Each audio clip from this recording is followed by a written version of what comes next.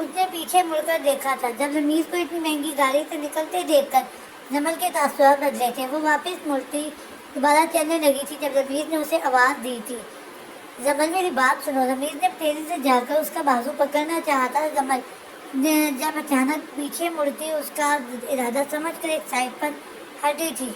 قاسم جو اس سے کچھ فاصلے پر چل رہا تھا فوراً تیزی سے جمل کے قریب آتا اس کے سامنے ڈال بن کر کھڑا ہو گیا تھا۔ قاسم کو دیکھتے جمل کی تھوڑا سا حوصلہ ملا تھا۔ تم کون ہو؟ ہٹو میرے راستے سے، تم ابھی مجھے جانتے نہیں ہو میں کون ہوں۔ اس کی خاموشی سے پیچھے ہٹ جاؤ۔ رمیز اپنی کلائی پر بنا اسنیک کا ٹیٹو قاسم کو دکھاتا ہوا بولا تھا۔ قاسم نے حیرانی سے وہ ٹیٹو دیکھا تھا۔ وہ ٹیٹو صرف شیر خان کے خاص ساتھیوں کے بنایا جاتا تھا۔ تم خان کو جانتے ہوگے اور خان کی ملکیت کو تم یقیناً ہاتھ نہیں لگانا چاہو گے کیونکہ تم جانتے ہو تمہارا یہ ٹیٹو بھی تمہیں خان کے قید سے نہیں بچا سکتا۔ قاسم اسے مار نہیں سکتا تھا لیکن اسے دھمکا ضرور سکتا تھا۔ رمیز نے ناگواریت سے قاسم کو دیکھا تھا۔ خان کا نام سن کر وہ پک گیا تھا۔ شاید ابھی تک اس کے سارے کارناموں کا اسے معلوم نہیں تھا، شاید اس لیے وہ اتنا بہادر بن کر دندنانے لگا تھا۔ میں کسی بزدل خان سے نہیں ڈرتا، اسے بتا دینا میں بہت جلد جمل کو لے جاؤں گا۔ اس سے پہلے جمل پر میرا حق ہے اور مجھے اپنا حق چھیننا آتا ہے۔ رمیز کی بات سن کر جمل کی ریڑھ کی ہڈی میں سنسناہٹ ہوئی۔ وہ مکمل طور پر جمل کو ایک الگ انسان لگ رہا تھا۔ رمیز نے جمل کی طرف دیکھتے اسے اسمائل پاس کی تھی۔ جمل نے ناگواریت سے اسے دیکھتے نظریں جھکا لی تھیں۔ رمیز قاسم کو گھورتا ہوا چلا گیا تھا۔ جمل قاسم کا شکریہ ادا کرتی دوبارہ چلنے لگی تھی۔ قاسم نے جمل کو روکتے اس سے جمل کے رمیز کے بارے میں پوچھا تھا۔ جمل کے رمیز کے بارے میں بتانے پر وہ اسے بحفاظت ہاسٹل چھوڑ آیا تھا۔ قاسم نے قول ملاتے سب کچھ خان کو بتا دیا تھا۔ خان جو پہلے ہی شیر خان کی باتوں سے تپا بیٹھا تھا، مزید یہ بات سن کر آگ بگولا ہو گیا تھا۔ اس نے قاسم کو 24 گھنٹے جمل کی حفاظت کے لیے کسی کو ہائر کرنے کا کہا تھا۔ قاسم نے خان کو بے فکر رہنے کا بولتے اپنے جان پہچان سے جمل کے لیے ایک گارڈ کا انتظام کروا دیا تھا۔ سین چینج۔ اپنے سارے کام مکمل کرتا خان جمل سے بات کرنے کے لیے اپنی گاڑی میں بیٹھتا ہاسٹل روانہ ہوا تھا۔ ہاسٹل میں کسی بھی لڑکے کے کو آنے کی اجازت نہیں تھی، لیکن خان کے ڈرانے اور دھمکانے پر ہاسٹل وارڈن نے اسے جمل سے ملنے کی اجازت دے دی تھی۔ وہ نظریں جھکائے ہاسٹل میں داخل ہوتا بنا کسی کی طرف دیکھے جمل کے روم کی طرف گیا تھا۔ کمرے کا دروازہ لاک نہیں تھا جس سے بآسانی وہ روم میں داخل ہو گیا تھا۔ جمل کو نماز پڑھتی دیکھ کر وہ خاموشی سے وہاں موجود سنگل بیڈ پر ایزی ہو کر بیٹھ گیا تھا۔ اس کی نظر جمل پر ہی ٹکی ہوئی تھی۔ کتنا سکون تھا اس کے چہرے پر۔ نماز پڑھتے ہوئے جمل خان کی موجودگی محسوس کر چکی تھی۔ نماز مکمل کرتے وہ دعا مانگتی ہوئی اٹھی تھی، خود پر نظریں ٹکائے خان کے قریب آتے اس نے منہ میں کچھ صورتیں پڑھ کر اس پر پھونک ماری تھیں۔ خان کو اپنے اندر سکون اترتا محسوس ہوا تھا۔ جمل اس سائڈ ٹیبل سے پانی کا گلاس اٹھاتی خان سے کچھ فاصلے پر بیٹھ کر پانی پینے لگی تھی۔ آپ کو کچھ کہنا ہے؟ وہ دونوں خاموش بیٹھے ہوئے تھے۔ جمل خان کو 2-3 بار بات کرنے کے لیے منہ کھول کر بند کرتے ہوئے دیکھ کر بولی، ایک فنکشن آ رہا ہے، اس میں تمہاری موجودگی لازم ہے، کیا تم میرے ساتھ چلو گی؟ خان نے اس کی طرف دیکھتے ہوئے پوچھا۔ کیسا فنکشن؟ جمل نے ناسمجھی سے اسے دیکھا۔ اسنیک آرگنائزیشن کی اینیورسری ہے، سب کو تمہارے بارے میں معلوم ہے، اس لیے تمہیں میرے ساتھ فنکشن میں شرکت کرنی پڑے گی۔ خان نے اس کی کنفیوژن دور کی۔ میں وہاں جا کر کیا کروں گی خان؟ اور ویسے بھی مجھے گیدرنگ زیادہ پسند نہیں ہے، جمل لب دبا کر بولی تھی۔ وہ خان کی بات سنتی گھبرا گئی تھی۔ تمہارا جانا لازم ہے جمل، اور تم میرے ساتھ جاؤ گی، اس بات پر کوئی بحث نہیں ہوگی۔ جمل کو دوبارہ اعتراض کرنے کے لیے منہ کھولتے دیکھ کر خان فوراً بول اٹھا تھا، جمل میں تمہیں کبھی اپنے ساتھ نہیں لے کر جاتا، یہ میری مجبوری ہے، مجھے تمہیں اپنے ساتھ لے کر جانا ہوگا۔ وہ جمل کے خاموش ہونے پر نرمی سے اس کا بیڈ پر دھرا ہاتھ پکڑتے ہوئے بولا۔ جمل نے چونک کر اپنا ہاتھ خان کی گرفت میں دیکھا تھا۔ کس دن ہے فنکشن؟ جمل اس کی بات کا مطلب سمجھتے بے بسی سے سر ہلاتے ہوئے پوچھا۔ 2 دن بعد میں تمہیں خود یہاں سے پک کرنے آؤں گا، شام 6 بجے تک تیار ہو جانا۔ میں شاید کل تم سے ملنے نہ آ پاؤں. اب ہماری ملاقات 2 دن بعد ہی ہوگی. اپنے موبائل پر آتی کال کو دیکھتا وہ اٹھا تھا. زمن کے حجاب کے آنے میں چھپے پر نور چہرے پر نظر ڈال کے خان اس پر نظر ڈالتا. ایک دم سے زمن کے چہرے کی طرف جھکا. زمن نے سب پٹاخوں سے دیکھا. وہ کچھ پیچھے کی طرف ہوئی. خان نے تیزی سے اس کے نرم گال پر اپنے ہونٹوں سے لمس چھوڑا تھا. اس کا زمن کا سرخ چہرہ دیکھتے وہ پیچھے ہٹا اور بنا اسے کچھ بولنے کا موقع دیے اپنے موبائل پر آتی کال کو پک کرتا باہر نکل گیا تھا. زمن خان کے جانے کے بعد کچھ دیر تک اپنے گال پہ ہاتھ رکھے بیٹھی رہی تھی. پھر ہوش میں آتی اپنا سر جھٹک کر لیٹ گئی. وہ زبردستی اس کی حواسوں پر سوار ہونے لگا تھا. سوئٹزرلینڈ. زمان زگیا یوزوان نے محبت سے اس کے بال سے ہلائے. زرش نے مندی مندی آنکھیں کھولتے یوزوان کو دیکھا. ایک خوبصورت سی مسکراہٹ نے اس کے ہونٹوں پر احاطہ کیا. یوزوان نے اس کی مسکراہٹ دیکھتے جھک کر اس کے ماتھے کو چوما. اب اٹھ جاؤ 11 بج گئے ہیں. یوزوان کے بتانے پر زرش کی آنکھیں پوری کھل گئی تھیں. آپ نے مجھے جلدی کیوں نہیں اٹھایا یوزوان؟ میں نماز بھی نہیں پڑھ سکی. وہ کچھ برہم سی لگ رہی تھی. میں خود 9 بجے اٹھا ہوں. تمہیں ہی شوق تھا رات کے بجے باہر نکل کر گھومنے پھرنے کا. یوزوان نے اس کی ناک دبائی تھی. زرش نے منہ پھلا دیا تھا. وہ اتنی خوبصورت جگہ موجود تھے. اس کا دل ہر وقت باہر گھومنے پھرنے کو ہی کرتا تھا. یوزوان کیا میں اتنی بری ہوں؟ مجھے باہر بھی جانے نہیں دیتے. آپ کو میری ذرا پرواہ نہیں. وہ ہر بار کا حلبہ آزماتی یوزوان کو ایموشنل بلیک میل کرنے لگی. یوزوان بھی ہر بار کی طرح اس کے رونے والی شکل دیکھتا پگھل گیا تھا. زمان زگیا میں نے ایسا کب کہا؟ یوزوان پریشان سے بولا. اب میرا باہر ناشتہ کرنے کو دل کر ہے. مجھے باہر لے کر چلو. وہ کہا کہ وہ بات کہاں لے گئی تھی؟ یوزوان نے اس کی چلاکی سمجھتے نفی میں سے ہلایا. 2 مہینے پہلے زرش مرتے مرتے بچی تھی. یہ ایک معجزہ ہی تھا جو وہ بچ گئی تھی. خان کے کہنے پر وہ فوراً زرش کو لے کر ہاسپٹل آئے تھے. زرش تو بچ گئی تھی لیکن اس کا بچہ نہیں بچ سکا. یہ یوزوان اور زرش کے لیے سب سے مشکل وقت تھا. زرش ڈپریشن کا شکار ہونے لگی تھی. زمن نے بھی اس کو خوش رکھنے کی بہت کوششیں کی تھی لیکن بدقسمتی سے وہ صحیح نہیں ہو رہی تھی. اس دوران یوزوان نے خان سے نیک آرگنائزیشن کو چھوڑنے کا کہا تھا. خان پہلے اس کی بات پر بھڑک اٹھا. پھر یوزوان کے سمجھانے اور منانے پر وہ زرش اور یوزوان کو یہاں سے خفیہ طور پر پاکستان سے نکلوا چکا تھا. ماحول بدلنے کے بعد زرش بھی صحت مند ہونے لگی تھی. وہ یہاں اپنی خوشگوار زندگی کا آغاز کر چکے تھے. زرش جلد ہی فریش ہو چکی تھی. یوزوان کے بازو ڈالے وہ باہر گھومنے پھرنے کے لیے نکل گئے تھے. سین چینج. نتاشا نے ڈیس کی وجہ سے یونیورسٹی جانا بند کر دیا تھا. مہناز بیگم اسے کئی بار یونیورسٹی جانے کا بول چکی تھی.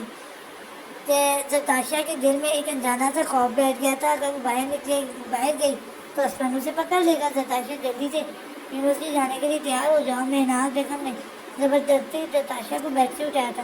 مورے میں نہیں جاؤں گی. وہ نفی میں زور شور سے سر ہلاتے ہوئے بول رہی تھی. تمہارے بھائی نے گھاٹ کا انتظام کر دیا ہے. وہ تمہارے ساتھ جائے گا. مہناز بیگم نے اسے بتایا. کون؟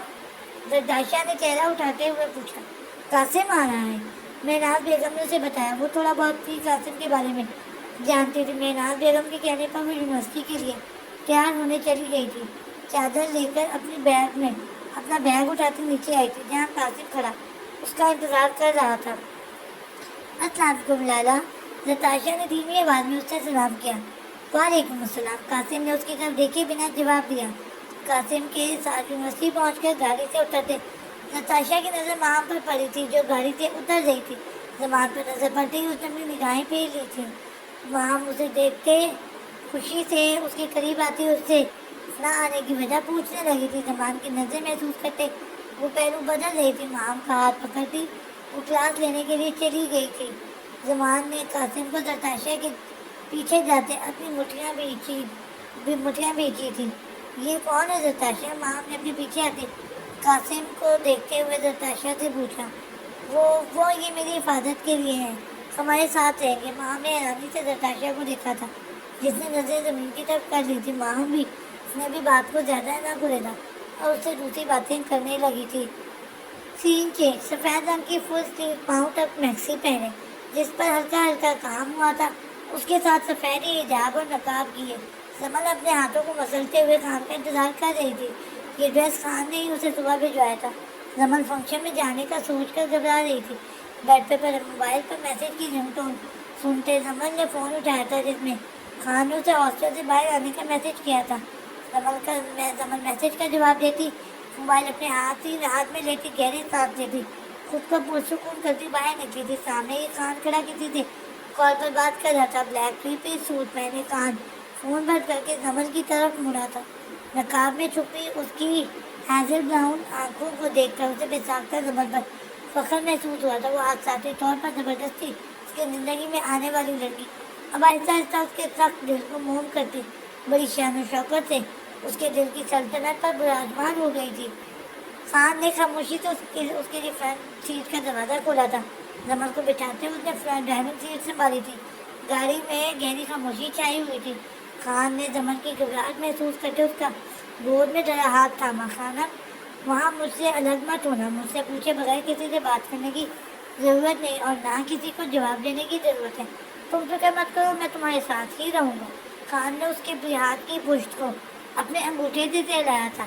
उसके लम्ब से जमल की घबराहट कम हो गई थी, जबकि खान के मुंह से अपने लिए खानम लफ्ज़ सुनकर उसे खुशगवार हैरत एहसास महसूस हुए थे। एक बड़े से होटल के बाहर गाड़ी रोकते खान ने डैशबोर्ड से अपने गन निकालते, वेस्ट में लगाते, चाकू निकालते अपने शूज़ में देते उसे पैंट से छुपा दिया था। जमल ने परेशानी से खान को देखा, उसकी नज़रों को के मायने को इग्नोर करता गाड़ी से निकला था। जमल की जानिब से दरवाज़ा खोलता उसे जमल के सामने खड़े होते उसका चेहरा अपने हाथों में थाम कर उसके माथे पर अपना पूरी लम्स छोड़ा। जमल की पलकें लड़ते हुए झुक गई थी। जमल ने उठती भीगी खुशबू के तने हुए साबों को सुकून बख्श रही थी। मुझे बताए बगैर कहीं मत जाना खानम, जो भी बातें मैंने बताई हैं उन्हें अच्छे से याद रखना। अंदर कोई भी शरीफ नहीं है, वहाँ मर्दों से लेकर औरतें तक सब दरिंदे हैं। उनके अंदर जहम नाम की कोई चीज़ नहीं है, वो सब शिकारी हैं और तुम्हारे डैड को देखकर तुम्हारा शिकार करने की कोशिश करेंगे, इसलिए तुमने डरना नहीं है। खान की बातों से वो सहम गई थी। मैं इन बातों का ध्यान रखूंगी खान। जमल ने एक गहरा सांस भरते हुए खुद को मजबूत जाहिर करते हुए कहा। खान ने उसे हाथ से पकड़कर बाहर निकालते उसकी कमर में हाथ डालकर उसे अपने साथ लगाया। जमल ने खान की गिरफ्त पर गड़बड़ा गई थी। खानम घबराने की ज़रूरत नहीं है, मैं कुछ यहाँ ऐसा वैसा नहीं करूँगा, खान जोमानी अंदाज में बोला। जमल मतलब समझ के सुर्ख पड़ गई थी। Are you ready? खान ने हॉल के अंदर दाखिल होने से पहले जमल से पूछा। जमल ने धीरे से अपना साइन लाया था। खान उसे लेता मेन हॉल में दाखिल हुआ था। उसके चेहरे पर सर्द सपाट तासुरात थे। वहाँ रंगू भूखा से लाभ छाया हुआ था। एक तरफ बने स्टेज पर मुख्तलिफ रकासा रक्स कर रही थी। उनके सामने खड़े मर्द शराबों का जाम हाथ में थामे शुबाब और शराब दोनों से लुत्फ़अंदोज़ हो रहे थे। वहाँ हर तरह के लोग मौजूद थे। जमल वहाँ मौजूद औरतों की बेबाक ड्रेसिंग देखती नजरें झुका गई थी। अपना सर मत झुकाओ, खान की सख्ती से बोलने पर जमल तीर की तरह सीधी खड़ी हो गई थी। सब लोग हैरत से खान के पैरों में खड़ी उस हिजाबन को देख रहे थे। कुछ लोग नागवारियत और नापसंदीदगी से जमल को देख रहे थे, जबकि कुछ मर्द हवसज़ुदा निगाहों से उसका छुपे हुए वजूद का एहसास करने की पूरी कोशिश कर रहे थे। ये पहली बात है जो खान अपने साथ किसी औरत ज़ात को लाया था। वहाँ मौजूद खान की तवज्जो की तरफदार औरतें जलन और हसद से जमल को घूर रही थी। सबकी गंदी नज़र जमल पर महसूस करते खान ने सबको घूरते उसकी कमर पर ग्रिप मजबूत करते उसे अपने सीने से लगा लिया था। सब खान की वार्निंग समझते दोबारा अपने अपने कामों में मसरूफ़ हो गए थे। आ गया मेरा बेटा खान। अपने सामने से शेर खान को आते देख कर खान ने अपनी मुठियाँ भींचते खुद को उसका मुंह तोड़ने से बाज रखा था। जमल शेर खान को डरती मजीद खान के साथ लगी थी। जब उसके बाजू पर मौजूद जलने का निशान और कमर पर बेल्टों के निशान अभी तक मौजूद थे। शेर खान को देखते उसे अपने सारे निशानों पर जलन सी महसूस होने लगी थी। कितनी बार कहा है अपनी गंदी जुबान से मुझे बेटा ना पुकारा करो, तुम्हारे इस बुढ़े दिमाग पर ये बात कब फिट होगी? खान बेजारियत से गोया हुआ। शेर खान का चेहरा अहानत से सूख पड़ा था। खान की आवाज़ इतनी ऊंची जरूर थी कि इर्द गिर्द मौजूद लोग आसानी से सुन पाते। زبان سنبھال کر بات کرو خان، ورنہ تمہیں سب کے سامنے عبرت کا نشان بنا دوں گا۔ شیر خان کو لایا تھا، اس کی آواز سے پورے ہال میں خاموشی چھا گئی تھی۔ تمہاری یہ دھمکیاں مجھے ڈرا نہیں سکتی، شیر خان کی آنکھوں میں دیکھتے انہیں ڈر انداز میں بولتا ہوا زمر کو لے کر آگے بڑھ گیا تھا۔ زمر سفید فراق میں ان شیطانوں کے درمیان پاکیزہ اپسرا لگ رہی تھی، جبکہ اس کے ساتھ کھڑا خان بلیک پیپل سوٹ میں اپنی ساحرانہ پرسنالٹی کے ساتھ ڈیول لگ رہا تھا۔ خانم، میں 2 منٹ کے لیے اسٹیج پر جا رہا ہوں، یہاں سے ہلنا بھی مت، میری نظر تم پر ہی رہے گی۔ خان اس کا گال اپنی 2 انگلیوں سے چھو کر چلا گیا تھا۔ زمر کی نظریں خان پر ہی ٹکی ہوئی تھی، جس نے میوزک بند کرواتے مائک ہاتھ میں پکڑا تھا۔ Attention everybody and listen to me carefully. جیسا کہ آپ سب جانتے ہیں، ابو شام جو ہمیں ویپنز مغل کرتا تھا اور جس کا بیٹا اسنیک آرگنائزیشن کی ڈائریکٹر کی ٹیم میں ایک اہم رکن تھا، اسے میں نے قتل کر دیا ہے۔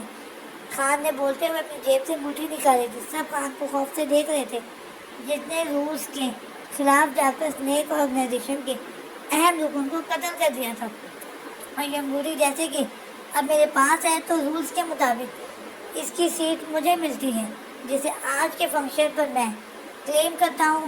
اب سے میں ڈائریکٹرز کی ٹیم کا سربراہ ہوں۔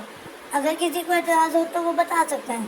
اپنا کوٹ ویسٹ سے پیچھے کرتے اپنی پینٹ کی جیب میں ہاتھ ڈالتے خان نے دراصل انہیں اپنی گن دکھاتے وارننگ دی تھی کہ اگر دم ہے تو میرے خلاف بول کر دکھاؤ۔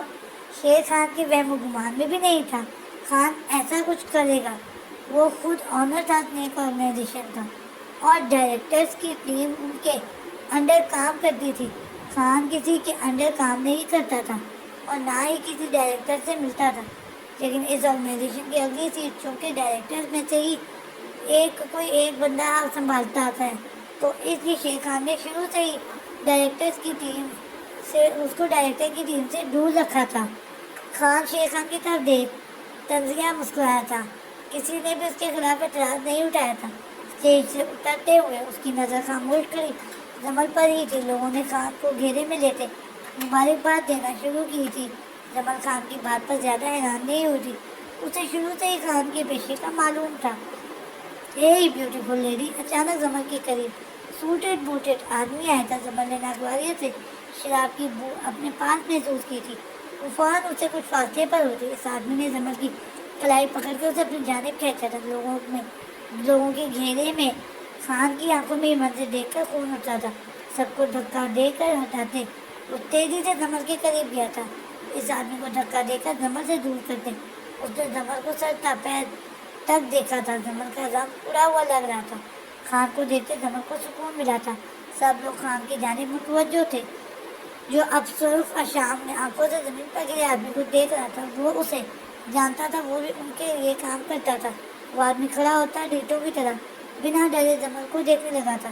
"اپنی آنکھیں بند کرو!" خان کی سرد آواز میں کی گئی سرگوشی پر زمر آنکھیں زور سے میچ گئی تھی۔ اپنی گن نکالتے خان نے اپنے سامنے کھڑے شخص پر تانی تھی۔ زمر کو اس کی گندی نگاہوں سے بچانے کے لیے وہ پہاڑ بن کر زمر کے سامنے کھڑا ہو گیا تھا۔ زمر کا روم سماعت بنا ہوا تھا۔